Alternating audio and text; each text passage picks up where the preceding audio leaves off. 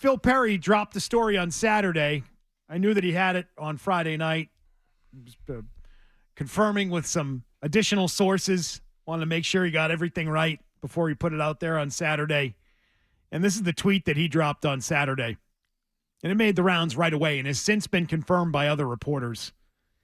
He wrote, here's what I'm told on the Patriots front office situation. They are not expected to bring in a new general manager. It's anticipated by team sources that both Matt Groh and Elliott Wolf will remain with the organization and have prominent roles in personnel. And then you saw Schefter on Saturday say, yeah, they may not hire someone until after the draft. Schefter, that means you're not hiring anybody. That means that list of candidates that was put out there by Ian Rappaport on Friday is nonsense. Nonsense. That means you're not going to put anybody really in charge. You're not going to have a voice that makes the final call. They are. They're going to go to the owner. It's going to be like Stephen Jones working for Jerry. You got to go to who do we draft? So Elliott Wolf and Matt Groh are going to be in charge. Let me give you a scenario, Zo. Sure. Elliott Wolf says, I don't like the quarterbacks.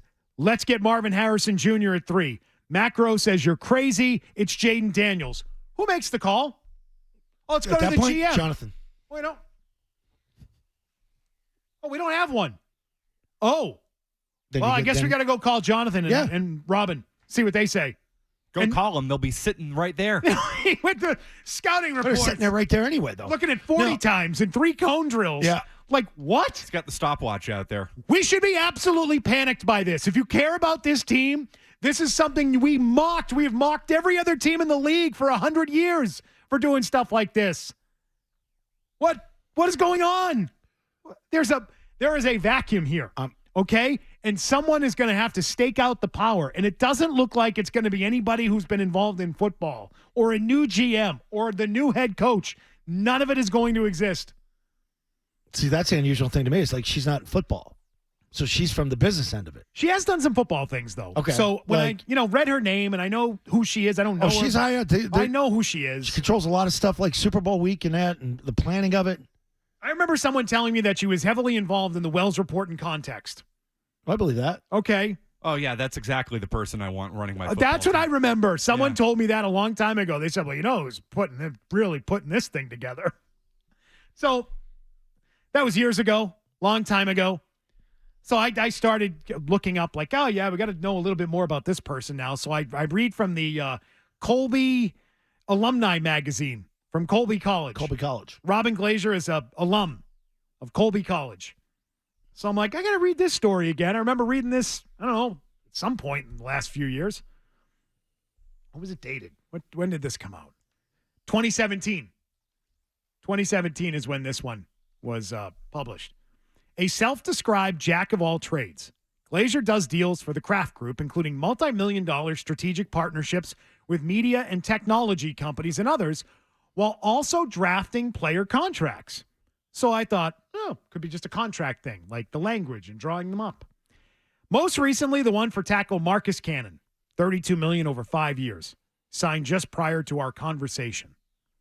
And overseeing the business operations for Kraft Sports Productions, the full-service production company and state-of-the-art studio housed at Gillette Stadium. Here are the quotes. Next paragraph. I call myself a fake lawyer. Fake lawyer? Hey, she's not a lawyer. I thought she was a lawyer. I always pretend that she's a lawyer. I always thought she was a lawyer, too. Sitting in her office at Gillette, a stone's throw from the offices of her bosses, Patriots owners Robert and Jonathan Kraft. Quote, I don't want to step on the toes of the real lawyers, the real general counsel here, but I am the lawyer for the football team. That's the law I do. Again, but not actually a lawyer, but fake lawyer. Self-described fake lawyer. That's who it is. Self-described. Those are her words, not mine. Well, I mean, she calls herself a fake lawyer. She had a lot to do with the that network we did too. The 24/7. We went to the Super Bowl in Minnesota. I think she was the brainchild behind that. Fake lawyer, of course, advancing things. Like I've been involved with her in a lot of stuff. So she's not a lawyer. So Saul Goodman, or Frank, is in there running the show. Like, Jamie McGill is in there running the thing. Well, she does have a JD, So she is a lawyer. I just go by what she said. Fake lawyer, Jonathan, now going to make the draft picks come draft day. Is that what's going to go on? Please don't be true. She'd probably do the deals, and Jonathan would probably sign off on the picks. Hire a GM, please. I mean, but or name one of the guys in house. That's name my Elliot Wolf the GM. That's my first reaction. Somebody. And I always thought it'd be Elliot Wolf. I thought Elliot Wolf would have a shot at it. Now I know he's going to stick around here, obviously, with this report, but somebody's got to, like, your reaction when Bill got fired. And that's the way I look at it. Bill got fired, and I know they said it was an amicable split. That there was going to be sort of a tearing away, and you were going to move in a different direction.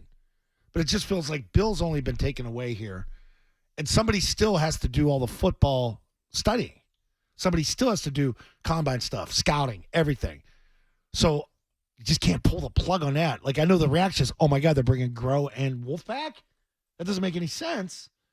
But you've got to keep some process of football running, and then I think maybe they'll reevaluate it post draft. But somebody's going to do all the dirty work. Well, yeah. They're not real football people yet. Well, and it's only, I don't know, the most important draft they've had in 30 years. So it'd be nice. The biggest draft since Drew Bledsoe. Right. So, I mean, it'd be And nice willing to to have get us. somebody with a true football background making the decision on, I don't know, the 3rd overall pick in the draft instead of business people, whether it's Glazier or whether it's Jonathan Kraft. I know you say Jonathan Kraft's been involved around football. Yeah, they've owned the team for 30 years. Yeah. I want a football person making that decision. I want a scout. I want somebody with an actual background deciding who you're taking with the 3rd overall You should pick. give Wolf the black. Like, Wolf should be making that pick. Yeah, he should. He should. And he won't be, based on this. Unless they allow him to. Like, I mean, it still has to get approved. Everything gets When approved. Bill was here, you knew who the final say was. It's Bill. It was Bill. Yep. Even if he disagreed with a pick, like it appears he did, according to Jeff Howe, he disagreed with his football people on who to pick at quarterback in the draft when he took Mac Jones. Mm-hmm. Bill would have preferred, according to Jeff Howe, to take Davis Mills. That was his plan, by the way, in that draft. I like Mills coming out, too, though. To which I would say, well, that wouldn't have been any better. Right. You'd still be in the same spot you're in now. But that's what he wanted to do, and he listened to the people that were influencing that pick. He still had final say, though. He still had to sign off on it. Bill still had to say, okay, we'll do this. How much does he regret that? That's the Maybe part he of it. does. Yeah. But at least you knew who was in charge. Yeah. And when Mac Jones didn't get traded last offseason, Bill disagreed with that, but he was the one who ultimately decided we won't do it. Because that was the guy who was, at the end of the day, making the call on the roster. Yep. And now you're going to have like 4 people involved in that?